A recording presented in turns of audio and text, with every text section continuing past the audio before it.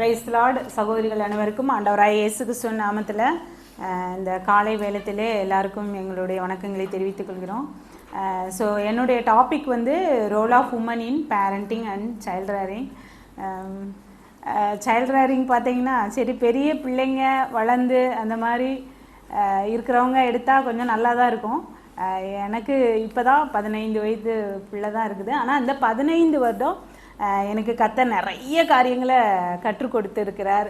என்னுடைய பிள்ளை வளர்ப்பிலும் சரி, ஏன்னா எங்களுடைய பிள்ளைகளை நாங்கள் ஹோம் ஸ்கூலிங் பண்ணுறதுனால எல்லா காரியத்தையும் எப்படி ஜபா எடுத்தாங்கல்ல, எல்லா காரியத்தையும், ஏன்னா எனக்கு அந்தளவுக்கு நாலேஜ் இல்லை. அதனால நான் ஆண்டவட்டத்தில் எல்லா காரியங்களையும் கேட்டு கேட்டு நிறைய காரியங்களை ஆண்டவட்டத்தை கேட்கும்போது கர்த்தர் எனக்கு காண்பித்த வழி இது. ஸோ பிள்ளையை இப்படித்தான் வளர்க்க வேண்டும் வேதபூர்வமாக அப்படின்னு சொல்லி ஆண்டவர் எனக்கு அனுதினமும் கற்றுக் கொடுத்த ஒரு காரியம். அதை உங்களோடு கூட நான் பகிர்ந்து கொள்றதுல நான் ரொம்ப சந்தோஷப்படுறேன். அதாவது கிரேக்க தத்துவ மேதை வந்து அரிஸ்டாட்டில் என்ற ஒரு தத்துவ மேதை இருக்கிறாரு, உங்கள் எல்லாருக்கும் தெரியும். அப்போ அவரிடத்துல வந்து ஒரு தாய் வந்து ஒரு கொஸ்டின் கேட்டாங்க. என்ன கேட்கன்னா, என்னுடைய பிள்ளையை வந்து நான் நல்லபடியாக வளர்க்கணுன்னா எந்த வயதிலிருந்து நான் முயற்சி எடுக்கணும், அந்த பிள்ளையை ட்ரெயின் பண்ணுறதுக்கு எந்த வயதுலேருந்து நான் முயற்சி எடுக்கணும் அப்படின்னு சொல்லி கேட்கும்போது, அப்போ அந்த அரிஸ்டாட்டில்ஸ் வந்து சொன்னாராம் அந்த தாயிடம் பார்த்து, உன்னோட பையனுக்கு எத்தனை வயசு அப்படின்னு கேட்குறாங்க. அப்போ கேட்டோன்னே அந்த தாய் சொன்னாங்களாம் 7 வயதாகி விட்டது அப்படின்னு சொன்னோன்னே, அப்போ வந்து அவர் சொன்னாராம் 7 வருடத்தை நீ வீணாக்கிட்ட.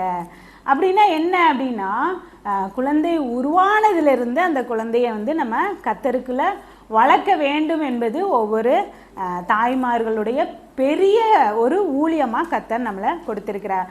நம்ம மொதல் செஷன்லேயே பார்த்ததுபடி குடும்பம் அப்படின்ற ஒரு திட்டம் தான் தேவனுடைய திட்டத்தில் பிரதானமாய் கர்த்தர் கணவனும் மனைவியுமாய் நம்ம திருமண பந்தத்திலே இணையும் போது நம்மளை குறித்ததான ஒரு தேவ திட்டம், தேவ சித்தம் வந்து இந்த உலகத்தில் ஆண்டவர் வந்து நம்மளை நம்பி கொடுத்த ஒரு பொறுப்பு.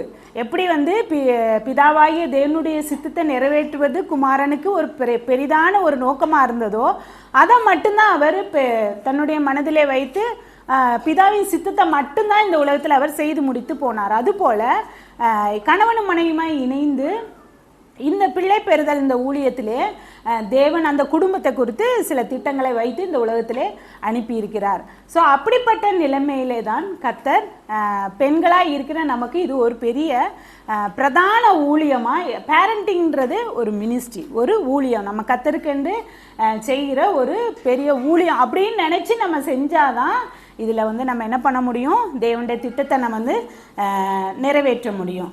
இதில் வந்து நம்ம சங்கீதத்தில் நமக்கு தெரியும், 139ஆம் சங்கீதத்தில் 16வது வசனத்தில் வந்து நம்ம பார்த்தோம்னா, என் கருவை உம்முடைய கண்கள் கண்டது, என் அவயங்களில் ஒன்றாயிலும் இல்லாத போதே அவைகள் அனைத்தும் அவைகள் உருவேற்படும் நாட்களும் உமது புஸ்தகத்தில் எழுதியிருந்தது.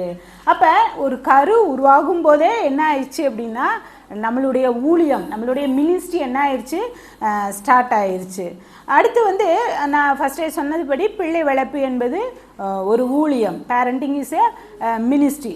ஸோ கர்த்தர் நம்மளை நம்பி கொடுத்த ஒரு பொறுப்பு. பூமியிலே பிள்ளைகளை வந்து கர்த்தருக்காக நம்ம என்ன பண்ணணும், வளர்த்து கொடுக்க வேண்டும் அப்படின்னு சொல்லி கர்த்தர் நம்முடைய கரங்களிலே கொடுத்த ஒரு பெரிய ஊழியம். என்னைக்கா நம்ம அதை நினச்சி பார்த்துருக்கோமா, நமக்கு கர்த்தர் என்னுடைய கையில் கொடுத்த ஒரு ஊழியம், கர்த்தருக்காக செய்கிற ஊழியம் அப்படின்னு நம்பி நம்ம வந்து பிள்ளைகளை வளர்த்தோம்னா உண்மையிலே நம்ம தேவனுடைய சித்தத்தை வந்து என்ன பண்ணிடுவோம், இந்த உலகத்தில் நிறைவேற்றக்கூடியவர்களாக இருக்கிறோம்.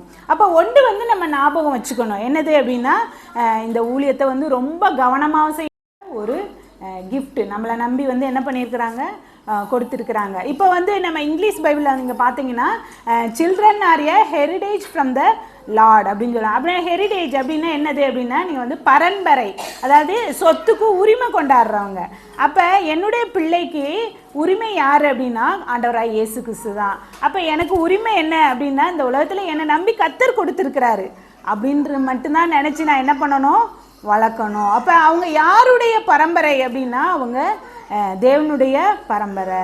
உங்களை நம்பி கத்தர். இன்றைக்கி நம்ம நினைக்கலாம் பெண்களுக்கு ஊழியமே இல்லை அப்படின்னு சொல்லி நம்ம என்ன பண்ணலாம் நினைக்கலாம். இல்லை, கத்தர் வந்து உங்களுக்காக பெரிய ஊழியங்களை ஒவ்வொரு பெண்ணையுமே கத்தர் என்ன பண்ணியிருக்கிறாரு, அநேகருக்கு ஆவிக்குரிய பிள்ளைகளை கத்தர் கொடுக்குறாரு.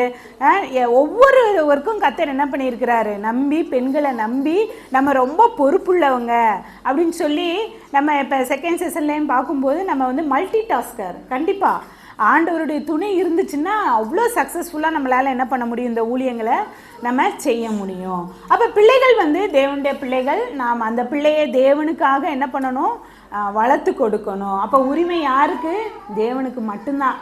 ஆனால் இன்றைக்கி நம்ம என்ன பண்ணுறோம், உரிமை நம்ம தான் அதிகமாக என் பிள்ளை என் பிள்ளை. ஆனால் நம்ம ஒன்று நினச்சிக்கணும், கர்த்தர் நமக்கு தானமாக கொடுத்துருக்குறாரு, ஈவா கொடுத்துருக்குறாரு. அப்புறம் படிக்கிறதுல நான் தான் டாக்டர் ஆக முடியல, அதனால் என் பிள்ளை என்ன பண்ணணும், எப்படியாவது டாக்டராக்கி காட்டணும். இது யார் சித்தம், என் சித்தம் தான். தேவ சித்தம் என்ன, என்னைக்கா நம்ம அதை சூஸ் பண்ணியிருக்கிறோமா?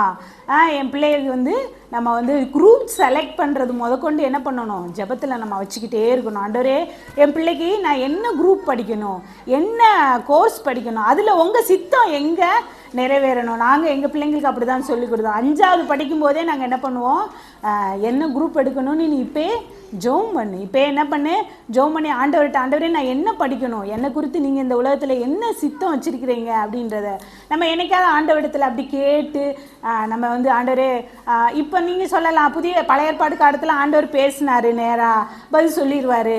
ஆனால் இந்த காலத்தில் வந்து நான் எங்கே போய் பதிலை கேட்க அப்படின்னு, இந்த காலத்துலேயே நம்ம கேட்டோம்னா கர்த்தர் பதில் கொடுக்கக்கூடியவர். அதனால நம்ம என்ன பண்ணணும், பிள்ளைகளை குறித்த சித்தத்தை நம்ம என்ன பண்ணணும், தேவனுடைய சித்தம் என்ன, ஆண்டவரே எனக்கு கொடுத்த இந்த பிள்ளைக்கு நீ என்ன சித்தம் வைத்திருக்கிறீர் அப்படின்னு சொல்லி நம்ம ஆண்டவர்கிட்ட கேட்கும்போது அவர் கொடுக்கக்கூடியவராக இருக்கிறார். அப்புறம் அதுலேயும் முக்கியமானது இந்த கிறிஸ்தவ பிள்ளை வளர்ப்பு என்பது தான் ஒரு பெரிய சவாலான ஊழியம். சவால் நிறைந்த இந்த உலகத்தில் ஒரு சவால் நிறைந்த ஊழியம் என்னது, இந்த கிறிஸ்தவ பிள்ளைகளை வளர்க்குறது தான். ஏன்னா நம்ம பிள்ளைகளை தான் கெடுக்கிறதுக்கு என்ன இருக்கும், பல நிலைமைகளில் போராட்டங்கள் நடந்துக்கிட்டே இருக்கும். ஏன்னா இவங்க தேவ சித்தத்துக்கென்று படைக்கப்பட்ட பிள்ளைகள், பிரித்தெடுக்கப்பட்ட சந்ததிகள், பயபக்தி உள்ள சந்ததிகள். அப்படி இருக்கும்போது ஒவ்வொரு நாளும் நம்மளுடைய பொறுப்பு மிக பிரதானமாக இருக்க வேண்டியது அவசியமாக இருக்கிறது. இதெல்லாம் செய்யணும்னா என்ன ஆகும் அப்படின்னா, ஒரு தாயினுடைய பொறுப்பு தான் நிறைய இருக்கும். அப்போ தந்தையின் பொறுப்பு இல்லையா, கண்டிப்பாக இருக்குது. அவருக்கு கீழே தான் நம்ம என்ன பண்ணியிருக்கோம், கர்த்தர் நம்மளை வச்சிருக்கிறாரு. இருந்தாலும் நம்மளோடு கூட எலும்போடு எலும்பாய் சதையோடு சதையாய் நம்மளை பிணைஞ்சு நம்ம வந்து கூட எப்பயுமே நம்மளை சுற்றி என்ன பண்ணியிருப்பாங்க, பிள்ளைங்களை நம்மளை சுற்றி சுற்றி சுற்றி என்ன பண்ணிகிட்டு இருப்பாங்க, வட்டையிட்டுட்டே இருப்பாங்க. அப்போ நம்மளுடைய பொறுப்பு, நம்மளோட அந்த பிள்ளைங்களோட பாசிட்டிவ், அந்த பிள்ளைங்களோட நெகட்டிவை ஒரு தாயை காட்டில் அறிந்தவர்கள் யாருமே கிடையாது. அப்படிப்பட்ட ஒரு தாயை குறித்து தான் நான் இன்றைக்கி வேதத்திலேருந்து உங்களுக்கு காண்பிக்க இருக்கிறேன். அந்த தாய் வந்து அந்த குழந்தைய எப்படி தேவ சித்தத்தில் வளர்த்தாங்க. ஒரு குழந்தை கிடையாது, 3 குழந்தைங்களை அவங்க தேவ சித்தப்படி ரொம்ப வல்லமையாக வளர்த்தாங்க. தேவ திட்டத்தை அவங்க பிள்ளைங்களுடைய வாழ்க்கையில் நிறைவேற்றினாங்க. சரி, பிள்ளைய அவங்க அந்த அளவுக்கு வளர்த்தாங்கன்னா அந்த தாயிடத்தில் என்ன இருக்கணும், அது ஒரு விசேஷித்த குணம் இருக்கணும். இப்போ பிள்ளைங்களை ட்ரெயின் பண்ணுங்கன்னு நம்ம பிள்ளைங்களை தான் என்ன பண்ணுறோம், அடிக்கிறோம், ஸ்டிக் எடுக்கிறோம். அதை ட்ரெயின் பண்ணுறதுக்கு முன்னாடி என்ன ஆகணும், தாய் அதுக்கு தகுதியாக இருக்கணும். நான் வந்து என் பிள்ளைகிட்ட போய் நீ வந்து ஒபே பண்ணணும், பார்த்துக்கோ, எனக்கு தெரியாது, நீ கீழ்ப்படியணும் அப்படின்னா, அப்போ நான் வந்து என் ஹஸ்பண்டுக்கு கீழ்ப்படியலைன்னா என் பிள்ளை கீழ்ப்படியுமா, கீழ்ப்படியாது. நம்ம கொலைசியரில் நீங்கள் வாசித்து பார்த்தீங்கன்னா, மனைவிகளே என்ன பண்ணுங்க, கர்த்தருக்கு கீழ்ப்படுகிறது போல் உங்கள் சொந்த புருஷருக்கு நீங்கள் கீழ்ப்படிங்க. அப்போ நம்ம எங்கே இருக்குது, நம்ம பேசிக்கே எங்கே இருக்குது, ரோல் மாடலே மனைவிட்ட தான் கர்த்தர் நம்பி என்ன பண்ணியிருக்கிறாரு, கொடுத்துருக்கிறார். அப்போ ட்ரெயின் பண்ணுறதுக்கு முன்னாடி நம்ம என்ன பண்ணணும், நம்ம இடத்துல என்ன மாற்றம் இருக்கணும், ஆண்டவரே என்னிடத்துல நான் என்ன விதத்தில் மாறணும், என் பிள்ளைக்கு நான் ரோல் மாடலாக இருக்கணும்னா நான் எந்த விதத்தில் நான் வந்து மாறணும். முதலாவது நம்ம இடத்துல அந்த மாற்றத்தை கர்த்தர் எதிர்பார்க்குறாரு.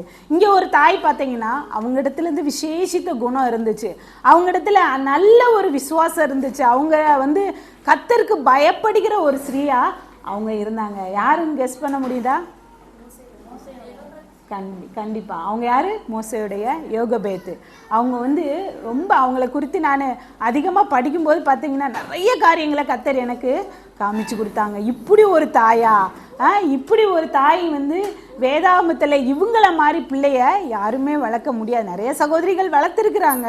ஆனால் இவங்க 3 பிள்ளைகளை, ஒரு பிள்ளைய கூட அவங்க என்னல உடலை. 3 பிள்ளைங்களை என்ன பண்ணாங்க, தேவனுடைய கரங்களில் ரொம்ப வல்லமையாக பயன்பட்டாங்க. இந்த யோகபேத்தை குறித்து நம்ம என்ன பண்ணலாம், சில காரியங்களை பார்க்கலாம். இந்த யோகபேத்திட்ட என்னென்ன விசேஷித்த குணம் இருந்துச்சு, அந்த குணம் நம்மிடத்துல இருக்குதா, நம்ம ஒருவேளை நம்மிடத்துல அந்த குணம் இருந்துச்சுல்ல, இல்லை அப்படின்னா நம்ம முதலாவது நம்ம என்ன பண்ணுவோம், மாறுவோம். மாற்றிட்டு நம்ம பிள்ளைய தேவனுடைய சித்தத்தில் வளர்க்கலாம். அந்த யோகபேத் யார் அப்படின்னு யாருக்கா தெரியுமா? இந்த யோகபேத் யாருடைய பெண்ணுன்னு?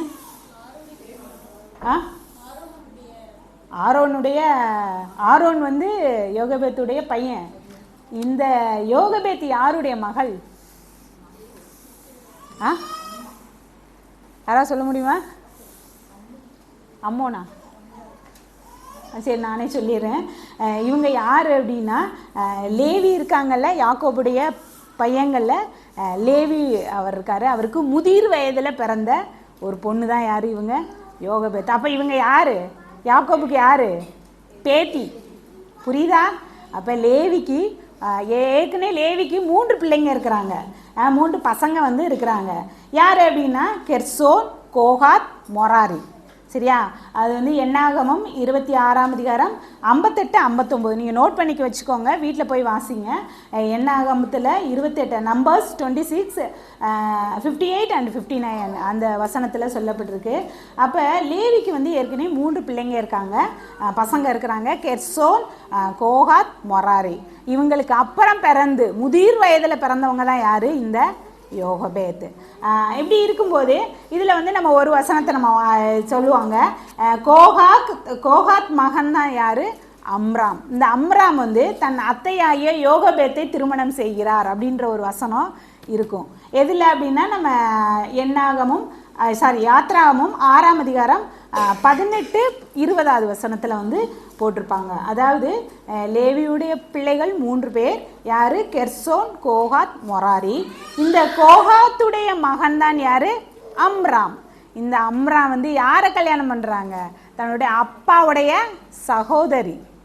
அவங்க முதிர் வயதில் பிறந்தனால அவங்கள ஒருவேளை கொஞ்சம் வயசு இதாக இருக்கலாம். அப்புறம் தன் அத்தையாகிய யோகபேத்தை அவங்க என்ன பண்ணுறாங்க, திருமணம் செய்கிறாங்க. அப்போ யாக்கோபுக்கு 2 பேத்தி இருக்கிறாங்க, அதில் ஒரு பேத்தி தான் யார், இவங்க இந்த யோகபேத்.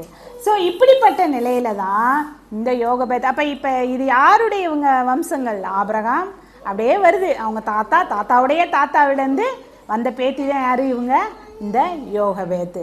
ஸோ இவங்க யோகபேத் கர்த்தர் கொடுத்த அந்த 3 பிள்ளைங்களை எப்படி உலக அறிவிலும் சரி, வேத ஞானத்திலும், அதே நேரத்தில் கர்த்தருக்கு பயப்படுகிற பயத்திலும் மிக சிறப்பாக இவங்க எப்படி பிள்ளைய வளர்த்தாங்க.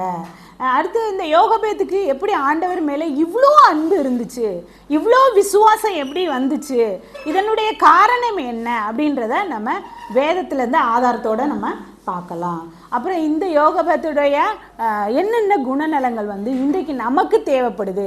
அந்த காலகட்டத்தில் எகிப்தில் அடிமைப்பட்ட அந்த காலகட்டத்தில் கிட்டத்தட்ட பார்வோன் என்ன பண்ணுறாரு, அந்த மக்களெல்லாம் அழிக்கணுன்றதுல ஒரு குறியோடு இருந்த ஒரு கிட்டத்தட்ட வாழ்வா சாவான்ற ஒரு காலகட்டம். அந்த நிலைமையில் அவங்க எப்படி துரிதமாக விசுவாசத்தோடு தேவன் துணையோடு எப்படி அவங்க தேவனுடைய திட்டத்தில் பயன்பட்டாங்கன்றத நம்ம வேதத்திலேருந்து நம்ம பார்க்கலாம். முதலாவதாக இந்த யோகபேத்திட்டு நான் கற்றுக்கொண்ட ஒரு பெரிய காரியம் என்ன அப்படின்னா, கர்த்தருக்கு பயப்படுகிற பயம். கர்த்தருக்கு பயப்படுகிற பயம். நீங்கள் வேணால் இப்படி கூட ஹெட்டிங் வச்சுக்கலாம், ஒரு தைரியம் உள்ள ஒரு அம்மா, கரேஜ் மாம். இவங்க எப்படின்னா ரொம்ப ரொம்ப தைரியம் உள்ளவங்க. இதை நம்ம இதனுடைய பேக்ரவுண்டை பார்க்கும்போது இஸ்ரவேல் புத்திரர்கள் யாத்ராமும் 1ஆம் அதிகாரத்தில் இதோடைய பேக்ரவுண்டு இருக்குது.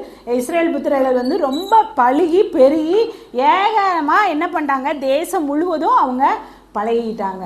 அப்படி இருக்கும்போது தான் யோசேப்பை அறியாத புதிய ராஜா ஒருத்தர் உருவாராரு. அப்போ வேதத்தில் நம்ம அப்படி வாசிக்கிறோம். அவர் என்ன பண்ணுறாரு, ஜனங்களை நோக்கி, இஸ்ரேல் ஜனங்கள் என்ன பண்ணுறாங்க, ரொம்ப பலத்து பெருகி இருக்கிறாங்க, இவங்க இப்படியே போனாங்கன்னா என்ன ஆயிரும், நம்மளை துரத்திட்டு நம்மளை துரத்திட்டு என்ன ஆயிரும் அப்படின்னா அவங்க இந்த தேசத்தை சுதந்திரிச்சிருவாங்க. அதனால நீங்கள் என்ன பண்ணுங்க, இவங்களை இவங்கள ரொம்ப வேலை வாங்குங்க, ஒடுக்குங்க அப்படின்னு சொல்லி என்ன பண்ணுறாரு, அவர் ஒரு திட்டம் போடுறாரு. என்ன திட்டம் போடுறாரு?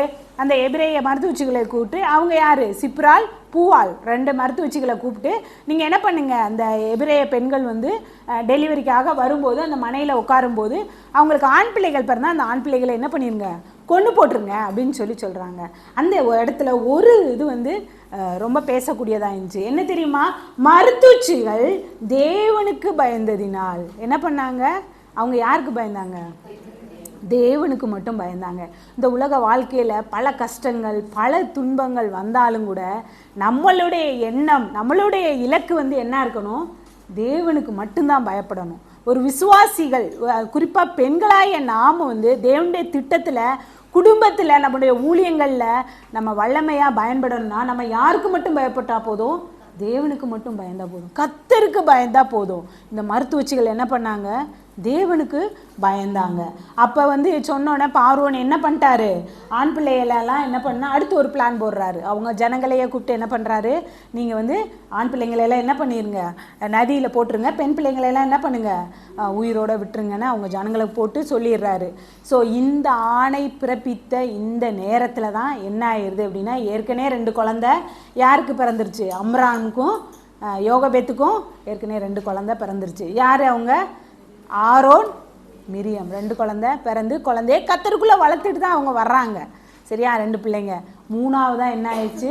யாத்ராகமம் 2ஆம் அதிகாரத்தில் பிறந்தீங்கன்னா பார்த்தீங்கன்னா 2ஆம் அதிகாரம் 2ஆவது வசனத்தில் சொல்லிடுவாங்க, அந்த ஸ்ரீ கர்ப்பவதியாகி ஒரு ஆண் பிள்ளையை பெற்று அது அழகுள்ளது என்று கண்டு அதை 3 மாதம் ஒளித்து வைத்தாள்.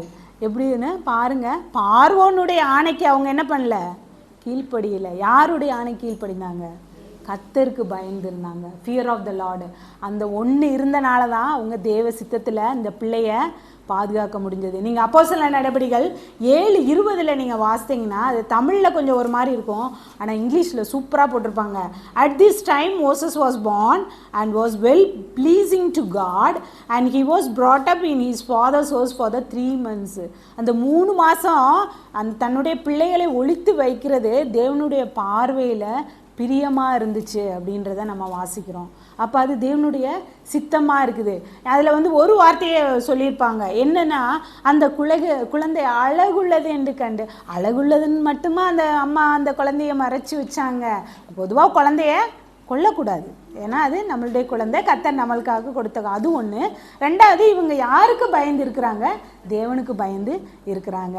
அது இல்லாமல் குறிப்பாக எபிரேய யூத பெண்கள் வந்து ரொம்பவே அழகானவங்க.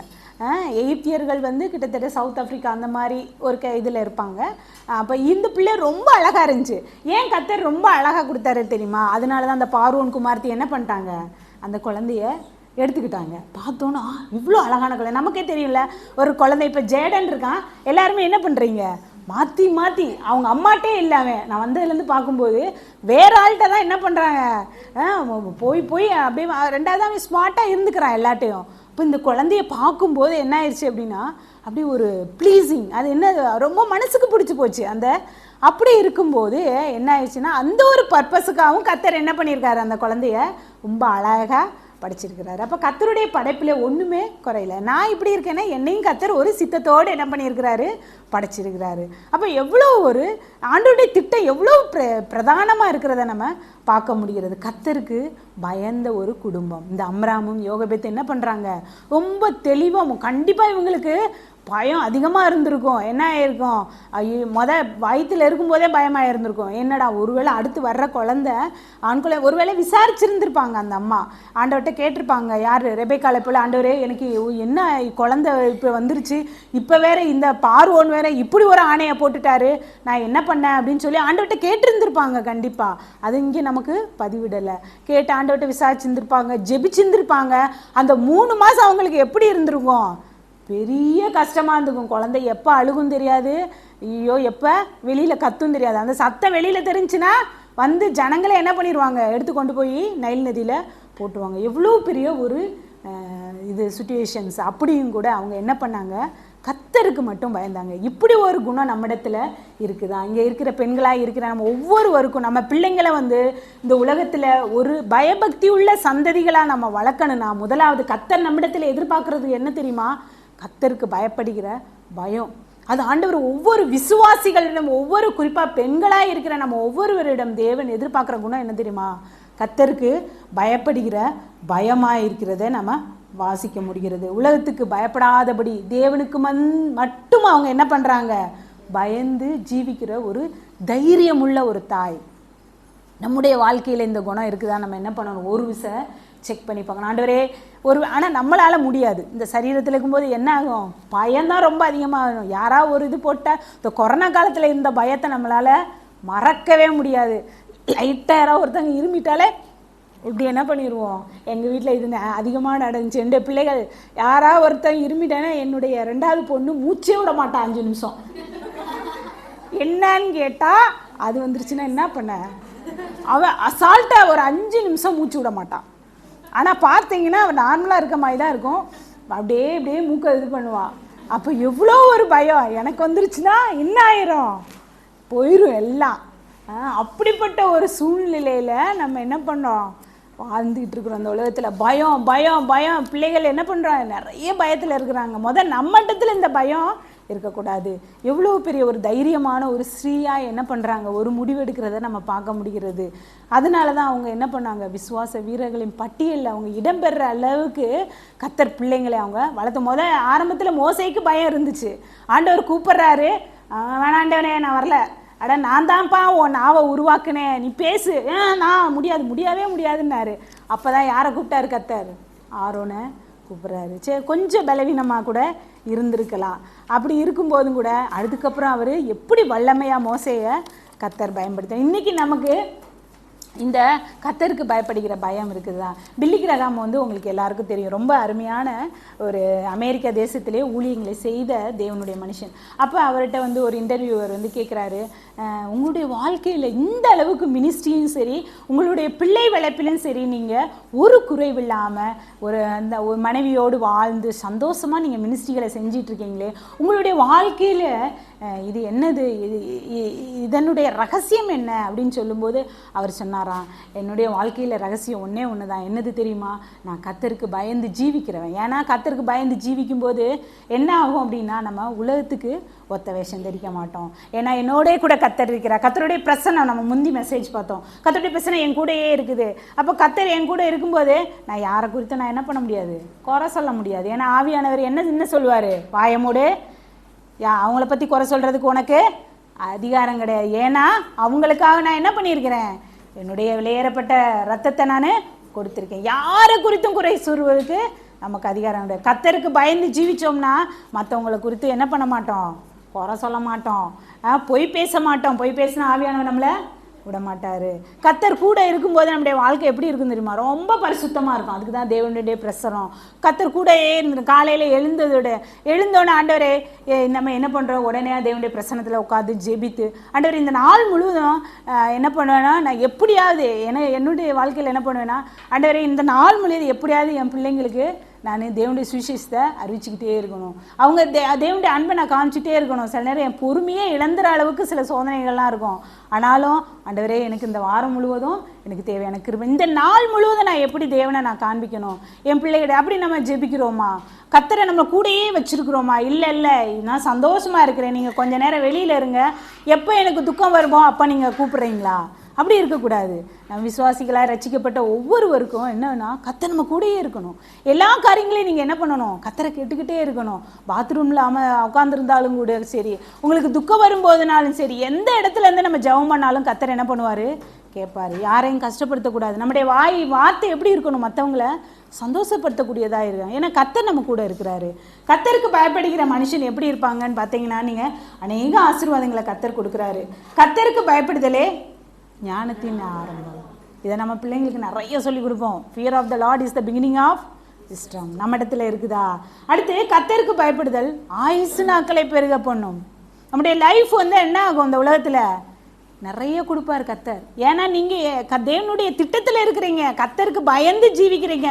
உங்களை குறித்து, உங்களுடைய குடும்பங்களை குறித்து கர்த்தர் ஒரு பெரிய நோக்கத்தை வச்சிருக்கிறாரு. அப்போ கர்த்தருக்கு பயப்படுதல் என்னது? ஆயுசு நாட்களை பெருக பண்ணும். இன்னைக்கு நமக்கு இந்த குணம் இருக்குதா? அடுத்து பார்த்தீங்கன்னா, கர்த்தருக்கு பயப்படுகிறவனுக்கு திட நம்பிக்கை உண்டு, ஒரு ஹோப் இருக்குது. ஏன்னா நம்ம யாரு? தேவனுடைய பிள்ளைகள். அடுத்து கர்த்தருக்கு பயப்படுகிறவனுக்கு அடைக்கலம் கிடைக்கும். கர்த்தர் பார்த்துப்பாரு, எல்லா காரியங்களும் என்ன பண்ணுவார்? கர்த்தர் பார்த்துப்பார். நாளைக்கு நீங்க கவலைப்பட வேண்டிய, ஏன்னா நீங்க யாரு? கர்த்தருக்கு பயப்படுகிற பிள்ளை, கர்த்தருடைய பிள்ளை. கர்த்தருக்கு பயப்படுதல் ஜீவ ஊற்று. இது எல்லாமே நான் எதுலேருந்து எடுத்தேன்னா சங்கீதம், நீதிமொழிகள். இது ரெண்டையும் நீங்கள் பார்த்தீங்கன்னா கர்த்தருக்கு பயப்படுகிற மனுஷனுடைய வாழ்க்கையில் இவ்வளவு நன்மைகளா அப்படின்ற மாதிரி இருப்போம். நம்ம என்ன பண்ணுவோம் தெரியுமா? ஜெபம் பண்ணுவோம், ஆண்டவரே என் பிள்ளைக்கு நல்ல ஆயுசுனாலே கூட்டி கொடுங்க, நல்ல நான் என் பிள்ளை வந்து பெரிய லெவலில் வரணும், நல்ல ஐஸ்வர்யத்தை கொடுங்க, ஒரு வீடு கொடுங்க, ஒரு காடு கொடுங்க, எல்லாம் கொடுங்க அப்படின்னு சொல்லி நம்ம என்ன பண்ணுவோம்? ஜெபம் பண்ணுவோம். ஆனால் ஆண்டவரே என் பிள்ளைக்கு கர்த்தருக்கு பயப்படுகிற பயத்தை கற்றுக் கொடுங்க அப்படின்னு நம்ம அந்த ஒன்று ஜெபம் பண்ணால் போதும், இதெல்லாம் ஆண்டவர் என்ன பண்ணுறாரு? கூட்டி கொடுக்குறாரு.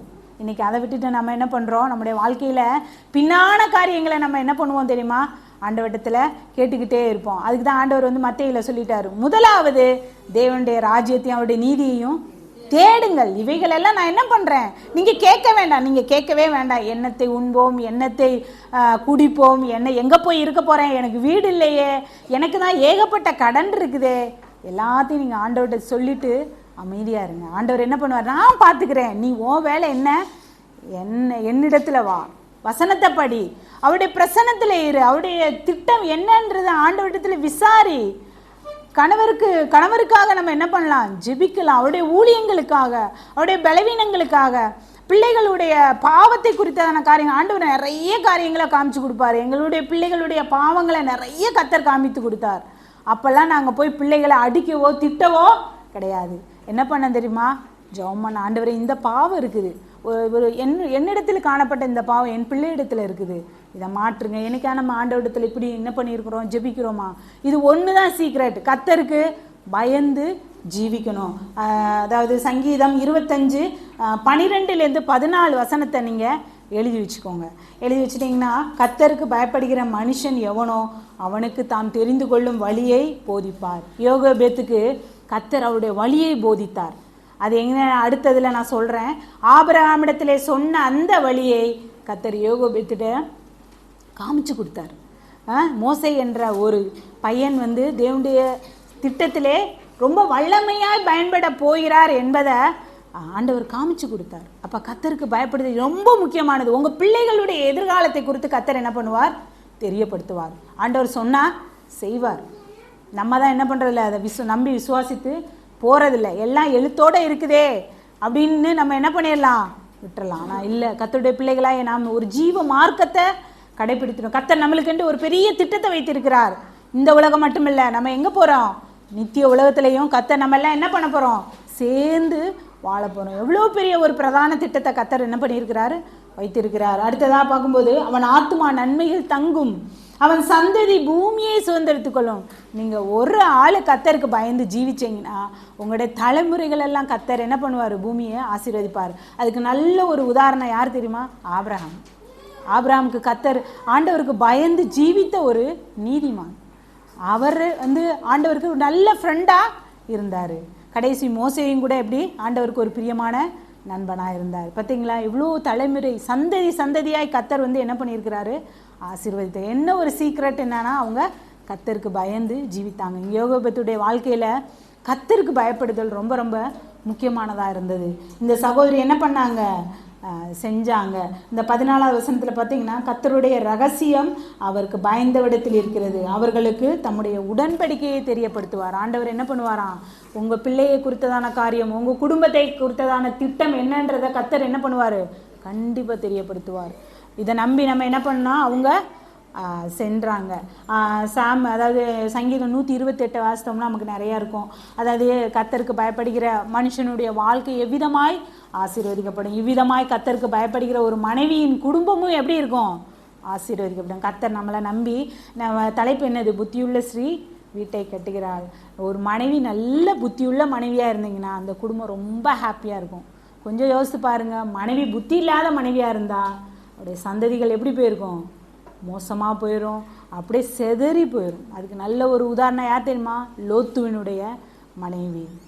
அதனால தான் ஆண்டவர் அடிக்கடி நம்மகிட்ட சொல்கிறது, லோத்துவின் மனைவியை நினைத்து கொள்ளுங்கள். அந்த தாய் இருந்திருந்தாங்கன்னா அந்த பிள்ளைங்க என்ன ஆகியிருக்க மாட்டாங்க? இந்த மாதிரி தப்பாக ஒரு முடிவை எடுத்து அம்மோன் மோவாபியர்ன்ற 2 சந்ததி வந்திருக்காது. ஆண்டவர் 10 தலைமுறை கழிச்சும் கூட தாவீதோட காலத்தில் தான் என்ன பண்ணுறாரு, அவங்கள உள்ளேயே விடுறாரு. எவ்வளோ ஒரு பரிதாபமான நிலைமை. அப்போ ஒரு மனைவி கையில் எவ்வளோ பெரிய பொறுப்பு ஆண்டவர் கொடுத்துருக்கிறாரு. கணவரோடு சேர்ந்து தோளோடு தோள் நின்று ஊழியங்களை செய்வதற்காக கர்த்தர் என்ன பண்ணியிருக்கிறாரு, பிள்ளை வளர்ப்பிலும் சரி அநேக காரியங்களை ஆண்டவர் நமக்குன்னு நிறைய ஊழியங்களை வச்சிருக்கிறாரு. நம்ம சபையில் மட்டும் நமக்கு ஊழியம் இல்லைன்னு சொல்லி நம்ம என்ன பண்ணிக்கிறோம், ரொம்ப கஷ்டப்படுத்திக்கிறோம். நமக்கு தான் நிறைய பொறுப்புகளை கர்த்தர் கொடுத்திருக்கிறார், ஜெப ஊழியங்களை கொடுத்திருக்கிறாரு. நீங்கள் ஆண்டவர்கிட்ட ஜெபித்துக்கிட்டே இருந்தீங்கன்னா கர்த்தர் அவ்வளோ ஊழியங்களை உங்களுக்கு என்ன பண்ணுவார், கொடுக்கக்கூடிய. நீங்கள் இங்கே வந்து என்ன பண்ணாங்க, தேவனுடைய திட்டத்தில் இந்த யோகபேத்து ரொம்ப வல்லமையாக பயன்பட்டதை நம்ம பார்க்க முடிகிறது. பிள்ளைகளையும் கூட அவங்க என்ன பண்ணாங்க, ரொம்ப தைரியம் உள்ளவங்களாக வளர்த்தாங்க. மிரியாமை பார்க்கும்போது என்னாச்சு, அந்த மோசே பிறந்து என்னாச்சு, அந்த இதில் வச்சு அனுப்பும்போது அந்த வயசு அந்த குழந்தைக்கு எத்தனை வயசு, அது 8ஓ 7ஓ சொல்கிறாங்க, எப்படின்னு தெரியல.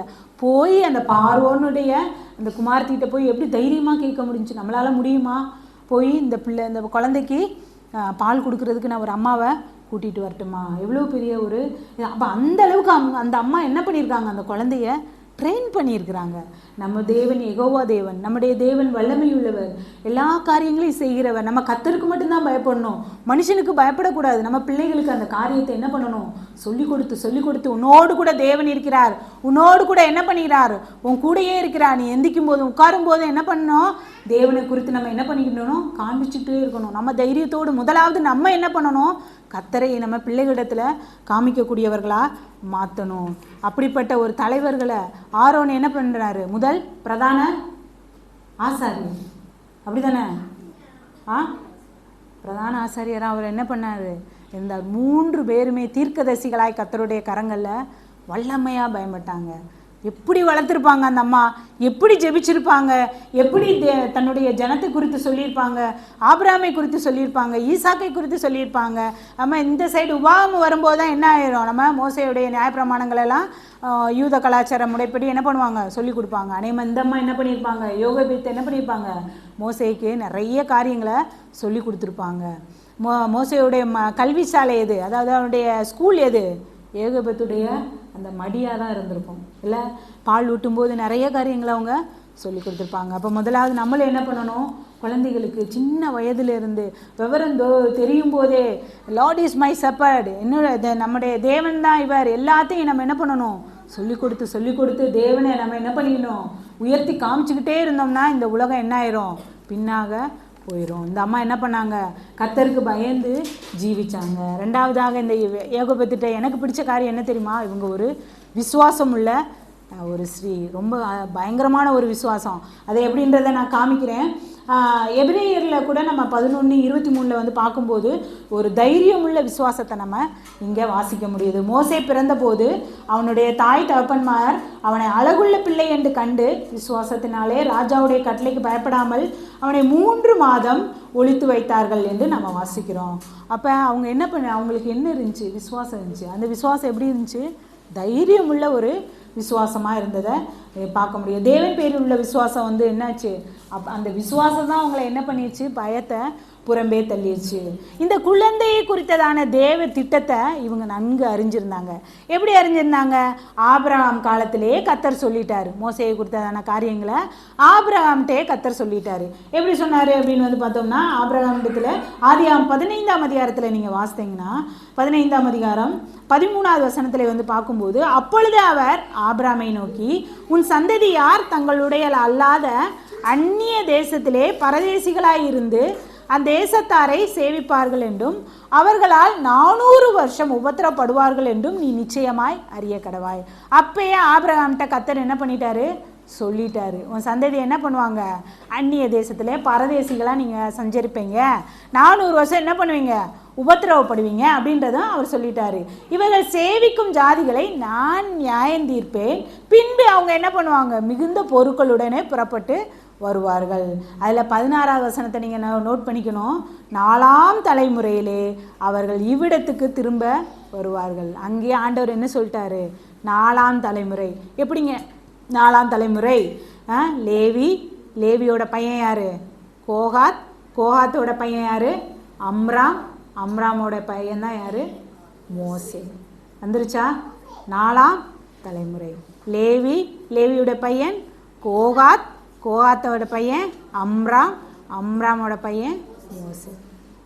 அப்பயே ஆபிரகாம்கிட்ட கர்த்தர் என்ன சொல்லிட்டாரு? மோசே என்ற பையன் மூலமாக தான் என்ன ஆயிருக்கு? மக்களை அடிமைத்தனத்துலேருந்து வெளியே கொண்டு போய் கானானுக்குள்ளே பிரவேசிக்கிறதுக்கு ஒரு பையன் வரப்போகிறான். அப்போ இந்த திட்டத்தை கண்டிப்பாக யார் சொல்லியிருப்பாங்க? அவங்க தாத்தா சொல்லியிருப்பாங்க. யார்? யாக்கோபு சொல்லியிருப்பார். அப்போ என்ன பண்ண? ஆபிரகாமுக்கு கர்த்தர் கொடுத்த அந்த வாக்குத்தத்தம் மோசேயின் மூலம். அப்போ எவ்வளோ பெரிய விசுவாசம்! அதாவது இந்த அம்மா இதை நம்பணும். ஆமாம், தாத்தாவுக்கு சொல்லிவிட்டு தாத்தா போயிட்டாருன்னு வச்சுக்கோங்களேன். இது எப்படி 4ஆம் தலைமுறை இவன் தான் வந்து எப்படி இந்த ஜனங்களை மீட்டு எடுக்க போகிறான் அப்படின்றத இவங்க விசுவாசிச்சாங்க. எவ்வளோ பெரிய ஒரு விசுவாசம்! ஸோ இந்த விசுவாச யோகபேத் விசுவாச பிள்ளைகளை என்ன பண்ணாங்க? உருவாக்கி தன் மகன் மோசேயை என்ன பண்ணாங்க? அவங்க விசுவாச வீரர்களின் பட்டியலில் இடம்பெற்றதோட தன்னுடைய மகனையும் என்ன பண்ணாங்க? விசுவாச வீரர்களின் பட்டியலில் இடம்பெற்றாங்க. எவ்வளோ பெரிய விசுவாசம்! இன்றைக்கி ஒரு தாய் தான் என்ன பண்ணாங்க? அந்த மோசேயை வழி நடத்தினாங்க. நல்லா வளர்த்துருப்பாங்க இல்லை? விசுவாச வீரர்கள் பிள்ளைகளை என்ன பண்ணாங்க? பெற்றுக் கொடுக்கதை நம்ம பார்க்க முடிகிறது. எபிரேயர் 11:6 வாசிக்கிறோம். விசுவாசம் இல்லாமல் தேவனுக்கு பிரியமாக இருப்பது கூடாத காரியம். தேவனை நீங்கள் பிரியப்படுத்தணும்னா என்ன எப்படி இருக்கணும்? நீங்கள் விசுவாசிக்கணும், நம்பி விசுவாசிக்கணும். ஆண்டவர் செய்வார்ன்றதை நம்ம என்ன பண்ணணும்? விசுவாசிக்கணும். நமக்கு இன்றைக்கி விசுவாசன்றது ரொம்ப கம்மி தான். நம்ம பொறுத்து இருக்கிறது கூட அது என்னது? ரொம்ப ஒரு வனாந்திரம் மாதிரி இருப்போம்னா இல்லை வெயிட்டிங் பீரியட் வந்து நமக்கு வந்து முடியாத ஒன்று. ஏன்னா நம்ம இப்போ எப்படி இருக்கிறோம்? ஒரு ஃபாஸ்ட் மூவிங் வேர்ல்டில் இருக்கணும். உடனே நம்ம கிடைக்கும். என்ன பண்ணால் மாவு தோசை வேணுமா? உடனே மாவு இன்ஸ்டண்ட்டாக கிடைக்கும். இல்லை சப்பாத்தி வேணுனாலும் உடனே கிடைக்கும், எடுத்து சுட வச்சு சாப்பிட்டுக்கலாம். ஸோ அப்படிப்பட்ட உலகத்தில் நமக்கு வெயிட்டிங்கே என்ன பண்ணலை? முடியல. ஆனால் நம்ம வாக்குத்தத்தம் உள்ள காரியங்களை வேதத்தில் சொல்லியிருக்கு. நம்ம பெறணும்னா எப்படி இருக்கணும்? காத்திருக்கணும். காத்திருந்தால் மட்டும்தான் நம்மளால் என்ன பண்ண முடியும்? பெற முடியும். ஒவ்வொரு பிள்ளைகளுடைய வாழ்க்கையிலையும் திருமணமானாலும் சரி, வேலையானாலும் சரி, காத்திருந்து தான் நம்ம பெற்றுக்கொள்ளைய. அப்போனா தான் நம்ம கர்த்தர் நம்மளை என்ன பண்ணுவார்? மோல்டு பண்ணுவார். என்ன பண்ணுவார்? மோல்டு பண்ணுவார். நம்மளை உருவாக்குவார். நம்மளை என்ன பண்ணுவார்? ஒவ்வொரு காரியங்களையும் கர்த்தர் என்ன பண்ணுவார்? அதுக்கு ஏற்றபடி, அந்த வாழ்க்கைக்கு ஏற்றபடி, அந்த வேலைக்கு ஏற்றபடி கர்த்தர் என்ன பண்ணுவார்? உருவாக்குவார். இன்றைக்கி விசுவாசம் ரொம்ப குறைவாக இருக்குது. நம்மளோட பிள்ளைகளுக்கும் அந்த விசுவாசம் கிடைக்கல. படிக்கணுமா? ஓகே, அதிலே கோச்சிங் சேருங்க. அப்படியா? காசு கட்டுங்க, உடனே கிடச்சிரும். அது நம்மளுடைய பிள்ளைகளுக்கு என்ன? அது கூடாத ஒரு காரியம். விசுவாசத்தோடு நம்ம என்ன பண்ணணும்? தேவனை நோக்கி காத்துட்ருக்கணும். குடும்பங்களிலும் சரி, குறிப்பாக பெண்களுக்கு இந்த விசுவாசம் ரொம்ப அவசியம். சில நேரம் பணம் பற்றாக்குறை வரும்போது நம்ம என்ன ஆகணும்? சண்டை வீட்டில் அதிகமாக போகும். நம்ம என்ன பண்ணக்கூடாது? அவிசுவாச பணம் இல்லைன்னா நம்ம யாரை நோக்கி பார்க்கணும்? கர்த்தரை நோக்கி பார்க்கணும். ஆண்டவரே, உண்மை நம்பி தான் இந்த குடும்பம் வாழ்ந்துட்டுருக்கு. நீங்கள் தான் மத்தியஸ்தராக இருக்கிறீங்க. எங்களுடைய தேவைகள் இன்னது என்னன்றது நாங்கள் என்ன பண்ணணும்? உங்களை மட்டும்தான் நாங்கள் நோக்கி பார்க்கணும். விசுவாசம் வேணும். குறிப்பாக பெண்களுக்கு என்ன வேணும்? ரொம்ப விசுவாசம். பிள்ளை வளர்ப்பில் என்ன வேணும்? விசுவாசம் வேணும். விசுவாசத்தை நம்ம பிள்ளைகளுக்கு என்ன பண்ணணும்?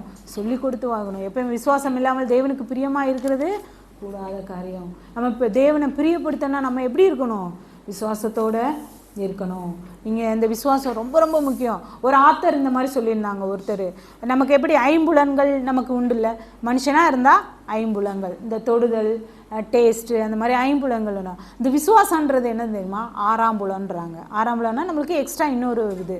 அது 5 புலன்கள் நமக்கு எப்படி முக்கியமோ அது மாதிரி 6ஆவது புலனும் நமக்கு ரொம்ப ரொம்ப முக்கியமாக இருக்கிறது. அப்போ இந்த விசுவாசம் என்னது? இந்த விசுவாசத்தை குறித்து நம்ம வாசித்தோம்னா, இந்த விசுவாசம் அன்பு கூற வேண்டும். இந்த விசுவாசம் என்ன பண்ணணும்? அன்பு கூற வேணும். ஏனெனில் அன்பு வந்து என்ன பண்ணும்? சகலத்தையும் விசுவாசிக்கும். நீங்கள் அந்த கொரிந்தியரில் பார்த்தீங்கன்னா அன்பு சகலத்தையும் விசுவாசிக்கும். அப்போ அன்பு நமக்கு முக்கியமாக இருக்கிறது. அடுத்து இந்த விசுவாசத்துக்கு எப்பயுமே சந்தோஷம் இருக்குமா? இல்லை. இந்த விசுவாசத்துக்கு என்ன இருக்கும்? சோதனை உண்டு. விசுவாசிகளுக்கு சோதனை உண்டு, சஃபரிங் உண்டு. அப்படின்னா தானே நீங்கள் விசுவாசியாக இல்லைன்றதை நம்ம கண்டுபிடிக்க முடியும். ஆபிரகாமுக்கு என்ன இருந்துச்சு? எப்படி பெரிய சோதனை.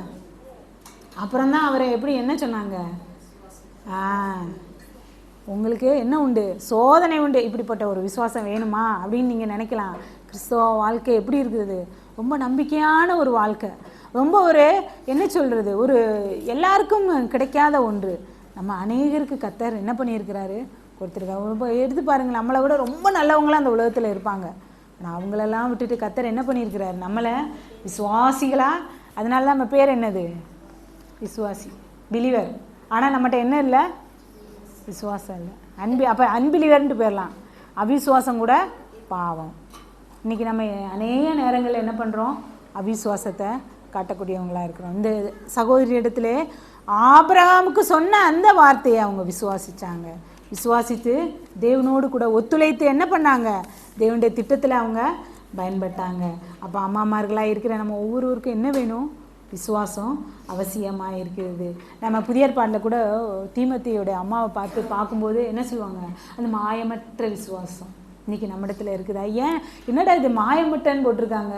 ஆமாம், நம்ம நடிக்க முடியாது. நடித்தோன்னு வச்சுக்கோங்க, பிள்ளைங்க நம்மளை காமிச்சு, என்னம்மா சபையில் ஒரு மாதிரி இருக்கீங்க, வீட்டில் வேறு மாதிரி இருக்கீங்க, வேறு மாதிரி இருக்கீங்க.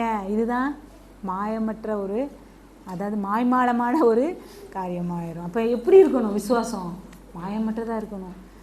ஊருக்கு மட்டும் உபதேசம் பண்ணுறதா இருக்கக்கூடாது. நமக்கு என்ன வேணும், ஆண்டவரே எனக்கு அந்த மாயமற்ற விசுவாசம் வேணும். அதை தீமோத்தேயுடன் இருந்ததை பார்த்துட்டு யார் சொல்கிறாரு, பவுல் வந்து சொல்கிறாரு, அது உன் பாட்டிகிட்ட இருந்துச்சு அந்த விசுவாசம், அது உன் அம்மாட்ட இருந்துச்சு, இன்றைக்கி அதை நான் எங்கே பார்க்குறேன், உன்கிட்ட பார்க்குறேன். நம்மிடத்தில் விசுவாசம் இருக்குதா, நம்மளையே நம்ம கேள்வி கேட்கணும். ஒருவேளை இல்லைனாலும் கூட ஆண்டவர் என்ன பண்ணியிருக்கிறாரு, இன்றைக்கி அந்த நாளாக இருக்குது. ஒருவேளை நம்மிடத்தில் ஆண்டவர் விசுவாசம் இல்லைன்னா, ஆண்டவர் என்னுடைய விசுவாசத்தை வர்த்திக்க பண்ணுங்க. நானும் ஒரு விசுவாசி என்ற பேருக்கு ஏற்ற மாதிரி நானும் என்ன பண்ணணும், விசுவாசமுள்ள ஒரு அம்மாவாக இருக்கணும், ஒரு பெண்ணாக இருக்கணும். என்னுடைய மனைவிக்கு, என்னுடைய கணவனுக்கு நான் நல்ல ஒரு விசுவாசமுள்ள மனைவியாக இருக்கணும். நாங்கள் 2 பேரும் சேர்ந்து நிறைய ஊழியங்களை செய்யணும். எங்களுக்கு என்ற ஆவிக்குரிய பிள்ளைங்களை கொடுங்க. அந்த பிள்ளைகளுக்கு நாங்கள் ரொம்ப முன்மாதிரியாக இருக்கணும். ஊழியங்களில் இருக்கிற அநேக சகோதரிகள் இருக்கிறீங்க, எவ்வளோ பெரிய சாட்சி. அப்போ நம்ம எப்படி இருக்கணும், இந்த விசுவாசம் நம்முடைய வாழ்க்கையில் ஒவ்வொருவருக்கும் அவசியமாக இருக்குது. ஆண்டவர் நம்மிடத்தில் எதிர்பார்க்குறாரு அந்த விசுவாசத்தை நம்மிடத்தில் எதிர்பார்க்குறாரு முதலாவது. அப்புறம் யார்கிட்ட எதிர்பார்க்குறாரு, நம்முடைய பிள்ளைகள் இடத்துல எதிர்பார்க்குறத நம்ம பார்க்குறோம். அடுத்து இந்த யோகபெத்து, இவ்வளோ நல்ல குணம் இருக்குது. இந்த யோகபெத்து எப்படி வளர்த்தாங்க பிள்ளைய பார்க்கலாமா. அவங்க வந்து நம்ம நீதிமொழிகளில் சொல்லப்பட்டபடி பிள்ளையானவனே நடக்க வேண்டிய வழியிலே நடத்த அவன் முதிர் வயதிலும் விடாதிருப்பான். கண்டிப்பாக மோசேக்கு ரொம்ப சீக்கிரமாக சின்ன வயதுலேருந்தே அவங்க என்ன பண்ணாங்க, கற்றுக் கொடுத்தாங்க. எத்தனை பால் குடிக்கிறது வந்து அநேகமாக 5-6 வயசுன்னு சொல்கிறாங்க, அது எவ்வளோன்னு தெரியல. அப்போ அந்த வயது வரை மோசே வந்து பால் மறந்து அந்த சகோதரத்தில் விட்டுட்டு போன பிறகு தான் அவன் பேரே வைக்கிறாங்க. சொல்லுவாங்க, தண்ணியிலேருந்து எடுக்கப்பட்டதான் உன் பேர் என்னது, மோசே. அப்போ சின்ன அந்த வயசுக்குள்ளே அவங்க எப்படி வளர்த்துருப்பாங்க யோசிச்சு பாருங்க. இன்றைக்கெல்லாம் நம்மளால் அப்படி வளர்க்க முடியல. ஆண்டவரை சொல்லி சொல்லி வளர்த்துருப்பாங்க. உன் தாத்தா ஆபிரகாம், உன்னுடைய அதாவது தாத்தாவுடைய தாத்தா ஆபிரகாம், உன் தாத்தா அவங்க இப்படி இருந்தாங்க, அவங்களுக்கு இவ்வளோ சோதனைகள் வந்துச்சு.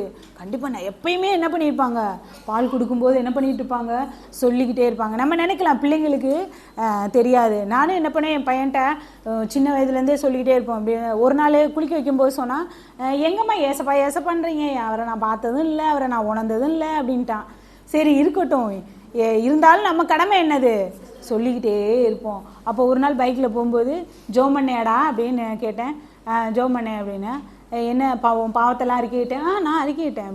எப்படிடா அப்படின்னா, நான் தான் அவர் பிள்ளையாச்சே அப்படின்னு சொன்னான்.